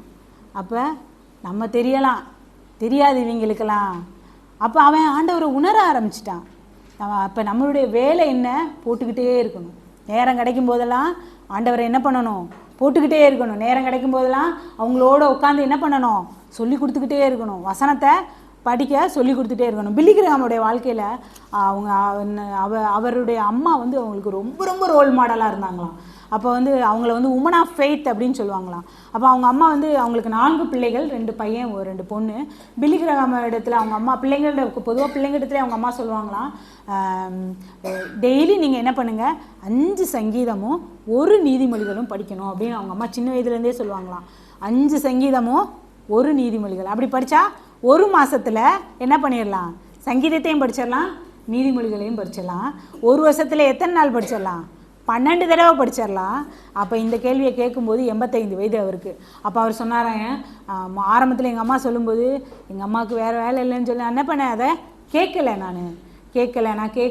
அவங்க சின்ன வயதுலேருந்தே சொல்லிகிட்டே வந்து கடைசியில் அவர் எப்போ படிக்க ஆரம்பித்தாராம், 12-13 வயதில் அவர் உணர்த்தப்பட்டு அவர் வேதத்தை படிக்க ஆரம்பித்தாராம். 85 வயதில் சொன்னார், இன்றைக்கும் நான் என்ன பண்ண, ஒரு நாளைக்கு 5 சங்கீதமும் 1 நீதிமொழிகளும் நான் அனுதினமும் படிச்சுட்டு வரேன். இதுவரை என்னுடைய வாழ்விலே 1000 தடவைக்கு மேலாக நான் என்ன பண்ணிட்டேன், படிச்சுட்டேன் அப்படின்னு சொன்னாராம். அப்போ ஒருவேளை அவங்க முதல்ல சொல்லும்போது அந்த பிள்ளைங்க கேட்காம இருக்கும்போது அந்த சகோதரி ஜெபம் பண்ணியிருப்பாங்க போல இருக்குது. நானும் இதை வந்து நம்முடைய வாழ்க்கையில் அபியாசப்படுத்தலான்னு என்னுடைய பையனை போட்டு கூப்பிட்டு உட்கார வச்சா 1 வாரம் படித்தா. அதுவுமே எப்படி படிக்கணும், நான் ஒரு சங்கீதம் படிக்கணும், அவன் ஒரு சங்கீதம் படிப்பான். அப்படி தான் நம்ம என்ன பண்ணோம் ஆரம்பித்தோம். ஆனாலும் கன்டினியூ பண்ண முடியல. அப்போ தான் அந்த சகோதரியுடைய அவங்க சொன்ன காரியம் ஞாபகம் வந்தது. ஜெபிக்கணும். நம்ம பிள்ளைங்களுக்காக என்ன பண்ணணும், பிள்ளைகள் வளர்ப்புறதுன்றது ரொம்ப சாதாரண ஒரு காரியம் இல்லை. அது இந்த உலகத்தில் நம்ம ஆண்டவரை குறித்து சொல்கிறதுக்கு முன்பதாகவே வெளியில் சாத்தான் என்ன பண்ணிடுவான், அவன் வேலையை காட்ட ஆரம்பிச்சிடுவோம். அப்போ நம்ம என்ன பண்ணணும், அதிகமாக ஜெபிக்கணும். இங்கே வந்து மோசையை அவங்க எப்படி பாதுகாத்தாங்க, அந்த ஒரு பெட்டியில் வச்சு அதில் கீழும் அந்த பிசினும் பூசி அதை வச்சு ஞானத்தோடு அந்த இதுக்குள்ளே போய் வச்சாங்க நம்ம பார்க்குறோம். நம்மளும் நம்முடைய உலகத்தில் பிள்ளைகளுக்காக பாதுகாப்பாக பிள்ளைகளை இந்த உலகத்தில் வைக்கணும்னா ஜெபம் தவிர வேறு ஒரு இதுவும் கிடையாது. உங்களால் ஒன்றுமே மாற்ற முடியாது. அப்போ என்ன பண்ணணும், தாய்மார்களாக இருக்கிற நீங்கள் எல்லோரும் என்ன பண்ணணும், ஜெபிக்கணும். நேரம் கிடைக்கும் போதெல்லாம் நீங்கள் என்ன பண்ணணும், ஜெபிக்கணும். அதான் சொல்லும்போது தேவனுடைய பிரசனம் எப்பயுமே இருக்கணும். எனக்குன்னு ஒரு ரூம் கிடைக்கலன்னா என்ன, கிச்சன் இருக்குல்ல, கிச்சனில் என்ன பண்ணலாம் உட்காந்து, என்னுடைய ரொம்ப நேரம் நான் எங்கே உட்காந்துருப்பேன் அப்படின்னா கிச்சனில் தான் உட்காந்துருப்பேன். ஏன்னா நமக்குன்னு ஒரு ரூமு கிடைக்காது, சில நேரம் அங்கேயும் வந்து டிஸ்டர்ப் பண்ணுவாங்க. சரி என்னடா பண்ண அப்படின்ட்டு எங்கே கிடைக்குதோ அந்த இடத்துல உட்காந்து என்ன பண்ணுவோம், ஜெபிக்கலாம். ஆண்டவர் வந்து நீ முட்டி போட்டு நேராக நின்று அப்படி நின்றாதான் நான் உன் ஜெபத்தை கேட்பேன் அப்படின்னு சொல்கிறாரா? இல்லை. மனசுக்குள்ள ஆண்டவரே இன்னைக்கு எப்படி நான் வழிநடத்துறது, ஆண்டவரே இன்னைக்கு நான் எப்படி பேசுறது, ஆண்டவரே நான் இன்னைக்கு என் பிள்ளைகிட்ட எப்படி தேவனை காமிக்கிறது, என்னுடைய வாழ்க்கையில் நான் எப்படி காமிக்கிறது, எப்படி நான் பிள்ளைகளுக்காக ஜெபிக்கிறது, பிள்ளையை குறித்தான திட்டம் என்ன, தீர்மானம் என்ன அப்படின்னு சொல்லி நம்ம என்ன பண்ணணும், ஆண்டவரிடத்தில் கேட்கணும். ரொம்ப கவனம். ஆண்டவர் நம்மிடத்தில் எத்தனை குழந்தைய கொடுத்தாரோ அத்தனை குழந்தைக்கு நம்ம கணக்கு ஒப்புவிக்க வேண்டிய நிலைமையில் இருக்கிறோம். ஒரு மிஷினரி குடும்பத்தில் இப்படியா நான் கேள்விப்பட்டிருக்கிறேன். நான் மெசேஜ் எடுக்கும்போதெல்லாம் நிறைய பேருக்கு சொல்லியிருக்கிறேன். நான் அந்த குடும்பத்தில் 5 குழந்தைங்க இருந்தாங்க. அப்போ ஆகும்போது அந்த குழந்தை பிறந்த நாள்லேருந்து அந்த குழந்தைகளுடைய லைஃப் பார்ட்னருக்காக ஜெபிக்க ஆரம்பிச்சிட்டாங்களாம். என்னென்னா அந்த பிறந்த நாள்லேருந்து அந்த குழந்தைகளுக்கு நல்ல திருமணம் நடக்கணும் அப்படின்னு சொல்லி ஜெபிக்க ஆரம்பிச்சிட்டாங்களாம். அப்போ அவங்க குழந்தைகளுக்கெல்லாம் 5 பேருக்கும் ரொம்ப அழகாக கர்த்தருடைய நேரத்தில் திருமணம் முடிந்து விட்டது. அப்போ அந்த பெற்றோர்களை போய் கேட்கும்போது அவங்க சொன்னாங்களாம், இதுக்கெல்லாம் காரணம் என்னென்னா குழந்தைங்க பிறந்ததுலேருந்தே நாங்கள் என்ன பண்ணியிருக்கோம், எங்கள் பிள்ளைங்களுடைய வாழ்க்கை துணைக்காக நாங்கள் இன்றைக்கி எத்தனை பேர் நம்ம ஜெபிச்சிட்ருக்குறோம். அப்படி பிள்ளைங்களுக்கு நல்ல ஒரு வாழ்க்கை துணை வேணும். அவங்க தேவனுடைய திட்டத்தில் அவங்களும் ஒரு குடும்பத்தில் இணைக்கப்படணும், அவங்க சந்ததிகளும் ஆசீர்வதிக்கப்படணும். பிள்ளைகளுக்காக ஜெபிக்கணும், நிறைய காரியங்களை ஜெபிக்கணும். பிள்ளைகளுடைய படிப்பு, பிள்ளைகளுடைய திருமணம், பிள்ளைகளுடைய எதிர்கால வாழ்க்கை. இந்த உலகத்தில் வந்து நம்ம எவ்வளோ சொத்துக்களை சேர்த்து வச்சாலும் ஒன்றுமே கூட வரப்போகிறதும் கிடையாது, அது ஒன்றுமே நம்ம கொண்டு போகவும் முடியாது. பிள்ளைகளுக்கு நற்கிரியைகளை சொல்லி கொடுக்கணும். என்ன பண்ணணும், நிறைய நற்கிரி, ஏழைகளுக்கு உதவணும், ஏழைகளுக்கு கொடுக்கணும். நம்மிடத்தில் ஜீவனத்தில் இருந்ததுலேருந்து நம்ம என்ன பண்ணணும், கொடுக்கணும் அப்படின்றதெல்லாம் நிறைய சொல்லி கொடுக்கணும். அப்போ நம்மளுடைய வாழ்க்கையில் இந்த மாதிரி அவங்க என்ன பண்ணாங்க, ஏகபேத்த தண்டை பிள்ளையை வந்து என்ன பண்ணாங்க, ரொம்ப கவனத்தோடு வளர்த்ததை நம்ம பார்க்க முடிகிறது. அப்போ 5லேருந்து 6 வயது வரை அவங்க என்ன பண்ணாங்க, கண்டிப்பாக தேவனுக்கென்று நிறைய காரியங்களை அவங்க யெகோவா தேவனை கற்றுக் கொடுத்துருப்பாங்க. அது மோசேயுடைய வாழ்க்கையில் நம்ம பிரதிபலித்ததை நம்ம பார்க்க முடிஞ்சுது. எப்படி அப்படின்னா, இஸ்ரேல் ஜனங்கள் வந்து அவங்க வந்து ஒரு இதில் முடியாமல் இருக்கும்போது கர்த்தரே சொல்லிடுவார், வேணாம் நீ பேசாமல் இரு, நான் உன்னை வந்து என்ன பண்ணிடுறேன், ஒரு பெரிய ஆளாக ஆக்கிடுறேன், இவங்களெல்லாம் என்ன பண்ணிடுறேன், அழிச்சு போட்டுறேன் அப்படின்னு சொல்லுவான். அப்போ வந்து மோசே வந்து சொல்லுவார், ஆண்டவரே வேணாம் ஏசப்பா அப்படின்னு சொல்லி திறப்பிலே அவர் ரொம்ப நிற்கிறத நம்ம பார்க்க முடிகிறது. நம்முடைய பிள்ளைகளுக்கும் அதை கற்றுக் கொடுக்கணும். அழிந்து போகிற ஆத்மாக்களை எப்படி அந்த இஸ்ரேல் ஜனங்களுக்கு அவங்களுடைய அடிமைத்தனத்திலேருந்து மீட்டெடுக்க ஒரு மோசே வந்தாரோ, இன்றைக்கும் நம்முடைய பிள்ளைகளை கர்த்தர் என்ன பண்ணியிருக்கிறாரு, இந்த உலகத்தில் வச்சிருக்கிறாரு. படிப்புக்காக வெளியில் போகிறாங்க, அவங்க மற்றவர்களுக்காக சுவிசேஷத்தை அறிவிக்க கற்றுக் கொடுக்கணும். பிள்ளைகளுடைய போயிட்டு வந்தோடனே நம்ம என்ன பண்ணணும், கிளாஸில் எத்தனை பேர் இருக்கிறாங்க, பிள்ளைகளுடைய பேரை எழுதி சொல்லி எங்கள் பிள்ளைங்களுக்கு நாங்கள் அதை கற்றுக் கொடுத்தோம். ஸ்கூலுக்கு போயிட்டு இருக்க நேரத்தில் அவங்களுக்கு ஒரு ப்ரேயர் டைரி வாங்கி கொடுத்து உங்கள் பிள்ளைங்களுக்கு என்ன பண்ணணும், அந்த பிள்ளைங்களுக்காக ஜெபிக்கணும், அவங்களுக்கு இயேசு கிறிஸ்துவை காமிக்கணும், அவங்களுக்கு என்ன பண்ணணும், தேவனை நீங்கள் சொல்லணும், ஒரு ஸ்டோரி மாதிரி சொல்லுங்கள் அப்படின்லாம் என்ன பண்ண நம்ம சொல்லிக் கொடுக்கணும். நம்ம யார்? தேவனுடைய பிள்ளைகள். தேவனுடைய திட்டத்தில் நம்முடைய பிள்ளைகள் இருக்கிறாங்க அப்படின்றத நம்ம என்ன பண்ணணும், சொல்லிக் கொடுக்கணும். அந்த யோகேபேத்துடைய வளர்ப்பு மோசேயை எவ்வளோ பெரிய ஆட்களாக உருவாக்குனது. வளரும்போது மோசே கூட என்ன பண்ணுறாரு, அந்த எபிரேயர் புத்தகத்தில் வாசிக்கும்போது அவர் ராஜாவின் பிள்ளை இல்லை என்பதையும், அவர் யார்? எபிரேயர். அதை என்றைக்கும் அவர் மறக்கவே இல்லை. அவரோட ஒரே வேலை என்ன அப்படின்னா, அழிவுக்கு விலைக்கு காக்கப்பட்டதே எதுக்காக அப்படின்னா, இஸ்ரவேலர்களை அழிவிலிருந்து மீட்பதற்காக. அவருடைய பர்பஸே என்னது? இஸ்ரவேல் ஜனங்களை அந்த அழிவிலிருந்து மீட்டு கொண்டு வரணும். நம்முடைய பிள்ளைங்களுடைய திட்டம் ஆண்டவர் என்ன வச்சுருக்கிறார் இந்த உலகத்தில்? பெரிய பெரிய படிப்புகளை படிக்க வைக்கலாம், தப்புன்னெலாம் நான் சொல்லலை. அந்த இடத்துலையும் நம்முடைய பிள்ளைகள் ஒருவேளை தேவன் என்னுடைய பிள்ளையை ஒரு டாக்டராக தான் ஆக்கணும்னு திட்டம் வச்சுருந்தாருன்னா கண்டிப்பாக பண்ணிடுவார். ஆனால் நம்ம அதை காட்டில் நம்ம என்ன பண்ணணும், தேவனை அதிகமாக பிள்ளைங்களுக்கு காமிச்சிக்கிட்டே இருக்கணும். தேவனுடைய திட்டம் கண்டிப்பாக நிறைவேறும். நம்முடைய சித்தத்தை நம்ம என்ன பண்ணக்கூடாது, பிள்ளைகளுடைய வாழ்க்கையில் செய்யக்கூடாது. இப்போ நமக்கு கொடுத்த காரியம் என்னென்னா, உபாகமம் 6ஆம் அதிகாரத்தில் நீங்கள் வாசித்தீங்கன்னா எல்லா நேரம் நம்ம பிள்ளைகளிடம் என்ன பண்ணோம், தேவனை காமிக்கணும். இதை நம்ம ரீட் பண்ணலாம். உபாகமம் 6ஆம் அதிகாரம் 4லிருந்து 9 வசனங்களை பார்த்தோம்னா,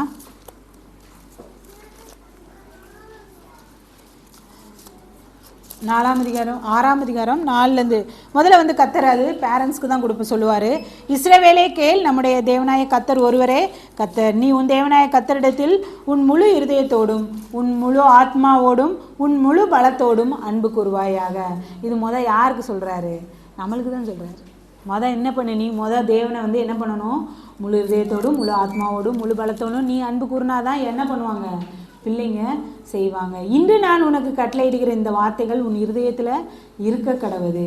நீ அவைகளை உன் பிள்ளைகளுக்கு கருத்தாய் போதித்து, நீ உன் வீட்டில் உட்கார்ந்திருக்கிற போதும், வழியில் நடக்கிற போதும், படுத்துக்கொள்ளுகிற போதும், எழுந்திருக்கிற போதும் அவைகளை குறித்து பேசி. நம்முடைய பிள்ளைகள், நம்மளுடைய சம்பாஷணை எப்படி இருக்குது, நம்ம ஃபேமிலியில் நம்ம உட்காந்து பேசும்போது அது எப்படி நம்ம தேவனுக்கு நேராக கொண்டு போகிறோம், நம்ம தேவனை காமிச்சிட்டே இருக்கிறோமா? இன்றைக்கி நமக்கு கர்த்தர் கொடுக்குற ஒரு ஊழியம்.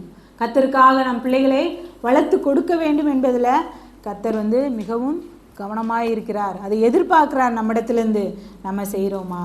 கடைசியாக மோசேயை குறித்து கர்த்தர் ஒரு சாட்சி சொல்வார். நம்ம பிள்ளைங்களையும் அப்படி குறித்து சாட்சி சொல்வாரா அப்படின்றத நம்ம யோசிக்கணும். என் தாசனாகிய மோசேயோ அப்படிப்பட்டவன் அல்ல, என் வீட்டில் எங்கும் உண்மையுள்ளவன். எவ்வளோ பெரிய சாட்சி! நம்முடைய பிள்ளைகளை குறித்தும் நம்மளை குறித்தும் கர்த்தர் இந்த மாதிரி ஒரு சாட்சியை கொடுக்கிறாரா? அடுத்து, மோசேயானவன் பூமியில் உள்ள சகல மனிதரிலும் மிகுந்த சாந்த குணமுள்ளவராக இருந்தார். சாந்த குணமுள்ளவர்கள் பாக்கியவான்கள், அவர்கள் பூமியை. கர்த்தருக்கு பயப்படுகிறவர்களுக்கு கர்த்தர் என்ன சொல்கிறார்? பூமியை சுதந்திரித்துக் கொள்வார்கள். அங்கே சுற்றி இங்கே சுற்றி வந்தால் கடைசியில் எங்கே வருது? கர்த்தருக்கு பயந்த மோசே. அந்த மோசே எப்படிப்பட்டவராக இருந்தால்? சாந்த குணமுள்ளவராக இருந்தார். சாந்த குணமுள்ளவர்கள் பூமியை சுதந்திரித்து கொள்வார்கள். கர்த்தருக்கு பயப்படுகிறவர்கள் பூமியை சுதந்திரித்து கொள்வார்கள். அப்போ நம்முடைய வாழ்க்கையிலையும் என்ன இருக்கணும்? கர்த்தருக்கு பயப்படுகிற பயம் இருக்கணும். பிள்ளைகளுக்கும் கர்த்தருக்கு பயப்படுதல் என்னன்றதை சொல்லி கொடுக்கணும். சொல்லி கொடுத்தா உங்கள் பிள்ளைகள் எப்படி இருப்பாங்க? ஆபிரகாமுக்கு கொடுத்த வாக்குத்தத்தம் நம்முடைய வாழ்க்கையிலையும் பிள்ளைகளுடைய வாழ்க்கையிலையும் நிறைவேறிடும். ஸோ ஒரு அம்மாவுடைய காரியம் ரொம்ப ரொம்ப முக்கியமானது. அம்மா கரெக்டாக இருந்தால் அந்த குடும்பத்தில் எல்லா காரியமும் கரெக்டாக இருக்கும். நம்ம கீழ்ப்படிந்திருந்தோம்னா நம்ம பிள்ளையும் கீழ்ப்படிந்திருக்கோம். நம்ம கர்த்தருக்கும் கணவருக்கும் கீழ்ப்படிந்திருந்தோம்னா நம்முடைய பிள்ளை என்ன பண்ணியிருப்பா? கர்த்தருக்கு கீழ்ப்படுகிற பிள்ளையா வளருவாங்க. ஆண்டவர் எங்கே செக் வச்சுட்டாரு? நம்ம மேலே பெரிய ரோல் மாடலை வச்சுட்டாரு. அதனால் நம்ம குடும்பம் ஆசீர்வதிக்கப்படணும்னா, புத்தியுள்ள பெண்ணாக நம்மளுடைய வீடு கெட்டப்படணும்னா நம்ம எப்படி இருக்கணும் அப்படின்னா, புத்தியுள்ள ஸ்ரீயாக இருக்கணும், கர்த்தருக்கு பயப்படுகிற ஸ்ரீயாக இருக்கணும். இன்றைக்கி நாம் என்ன பண்ணுவோம்? சோதித்து பார்ப்போம். ஒரு ஜான் வெஸ்லி அவங்களுடைய வாழ்க்கையிலலாம் அதிகமாக யார் முக்கியத்துவம் பெற்றாங்க அப்படின்னா, சூசன்னா வெஸ்லி. அவங்களுக்கு எத்தனை பிள்ளைங்கன்னு உங்களுக்கு எல்லாருக்குமே தெரியும். அத்தனை பிள்ளைங்க இருந்தாலும் கூட அவங்க என்ன பண்ணாங்க? பிள்ளைங்களை ரொம்ப கர்த்தருக்கு பயப்படுகிற பயத்தில் வளர்த்தாங்க. இங்கிலாந்து தேசத்தில் ஒரு பெரிய புரட்சியை இந்த சார்லஸ் வெஸ்லியும் ஜான் வெஸ்லியும் கொண்டு வந்தாங்க. அப்போ ஜான் வெஸ்லி வந்து சொன்னாராம் ஒரு இடத்துல, I learn more about Christianity from my mother than from all the theologian of England. நான் வந்து நிறைய இயேசு கிறிஸ்துவை குறித்தான காரியங்களை யார் இடத்துலேருந்து கற்றுக்கொண்டாராம்? உங்கள் அம்மா சூசனா வெஸ்லிகிட்டேருந்து கற்றுக்கொண்டாங்க. அப்போ நீங்கள் கர்த்தருக்குள்ளே நல்லா வேதத்தை படித்து தியானித்து நீங்கள் நல்லா தேவனை அறிஞ்சு நீங்கள் ஜீவிச்சிங்கன்னா உங்கள் பிள்ளைங்க அதே மாதிரி என்ன பண்ணுவாங்க? வளருவாங்க. முதலாவது நம்ம என்ன பண்ணணும்? படித்து நம்ம தெரிஞ்சுக்கணும். நம்ம என்ன பண்ணணும்? நிறைய வேதத்தை படித்தாதான் பிள்ளைங்களுக்கு கற்றுக் கொடுக்க முடியும். அதனால் நம்ம என்ன பண்ணுவோம்? நிறைய வேதத்தை படிப்போம். ஆண்டவர்கிட்ட கேட்போம், ஆண்டவரே நான் நிறைய வேதத்தில் உள்ள காரியங்களை கற்றுக்கணும். எங்கள் வீட்டில் அவங்க எப்பயுமே பிஸி. வீட்டுக்கு நைட்டுக்கு வர சில நேரம் நாங்கள் தூங்கிடுவோம். அப்பா வருவாங்க, சில நேரம் தூங்கி எந்திக்கிறதுக்குள்ளே போயிடுவாங்க. அப்படி இருக்கும்போது என்னுடைய பிள்ளைகளுக்கு வேதத்தை ஒழுங்குங்கிறவமாக கற்றுக் கொடுக்கணுன்றதுக்காக நான் பைபிள் காலேஜில் ஜாயின் பண்ணேன். ஆன்லைனில் 3 வருஷம் ஒழுங்குங்கிறவமாய் பழைய ஏற்பாடு புதிய ஏற்பாடு போன்ற பல புத்தகத்தை படிக்க கர்த்தர் உதவி செஞ்சார். அது படித்த மூலமாக எங்கள் வீட்டில் எங்கள் 3 பிள்ளைங்களுக்கும் என்ன பண்ணுவோம்? சிஸ்டமேட்டிக்காக வேதத்தில் உள்ள காரியங்களை சொல்லி கொடுக்க கர்த்தர் உதவி செஞ்சார். அப்போ நான் ஒரு தமிழ்நாட்டில் ஒரு பழமொழி இருக்குது தெரியுமா? சட்டியில் இருந்தால் தான் அகப்பையில் வரும். அப்போ நம்மகிட்ட இருந்தால் தான் எங்கே இருக்கும்? சொல்ல முடியும். அப்போ நம்ம என்ன பண்ணணும்? நிறைய மாற்றம். பிள்ளைங்களை ட்ரெயின் பண்ணுறதுக்கு முன்னாடி நம்ம ட்ரெயின் ஆகிக்கணும். நம்ம மாறணும். நம்ம பொறுமையை கற்றுக்கொள்ளணும். நம்ம கீழ்ப்படியணும். நம்ம போய் பேசக்கூடாது. நம்ம விசுவாசியாக நடந்துக்கணும். அப்படி இருந்தால் தான் நம்ம என்ன பண்ண முடியும்? நம்ம பிள்ளைங்களை அதே மாதிரி வளர்க்க முடியும், சாட்சியாக இருக்க முடியும். அதனால் என்ன பண்ணுவோம்? நம்ம நிறைய வேதத்தை படிப்போம், நிறைய காரியங்களை நம்ம கற்றுக்கொள்வோம். அதை வந்து நம்ம பிள்ளைங்களுக்கு சொல்லிக் கொடுப்போம். தேவனுடைய நாமம் மகிமைப்படுவதாக. ஆமென்.